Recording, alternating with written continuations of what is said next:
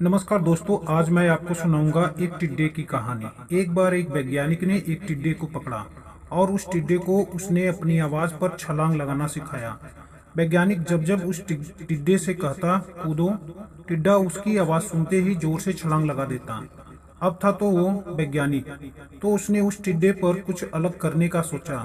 अब टिड्डे की होती है 4 टांगे, तो उसने उस टिड्डे की छलांग पर प्रयोग किया। साइंटिस्ट ने उस टिड्डे की एक टांग तोड़ दी और फिर टिड्डे से कहा कूदो।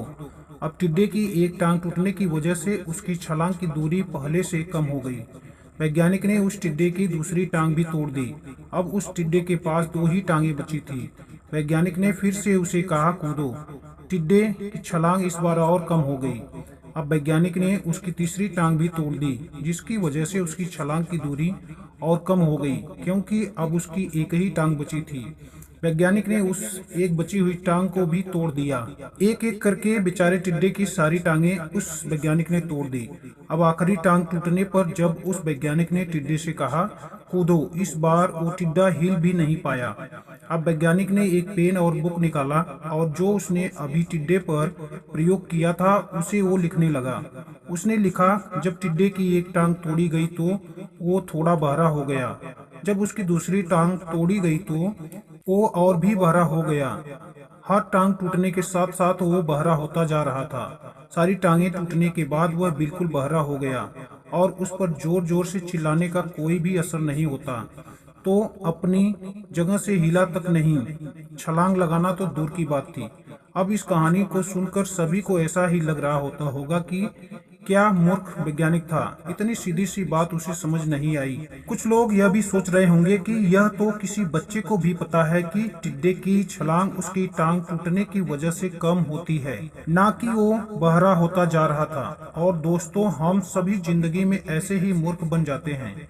कई बार जिंदगी में 2 घटनाएं एक साथ घटती हैं जिनका एक दूसरे से कोई संबंध होता ही नहीं।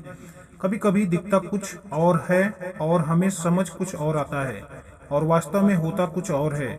मान लो आप किसी आर्थिक स्थिति से गुजर रहे हो और तभी आपके मित्र ने किसी और वजह से आपका साथ छोड़ दिया, तो आप उसका यह मतलब निकालेंगे कि मेरी जिंदगी में जब मेरा बुरा वक्त चल रहा था तभी मेरे मित्र ने मेरा साथ छोड़ दिया, और आप इसी बात को मानकर अपनी जिंदगी गुजार देते हो।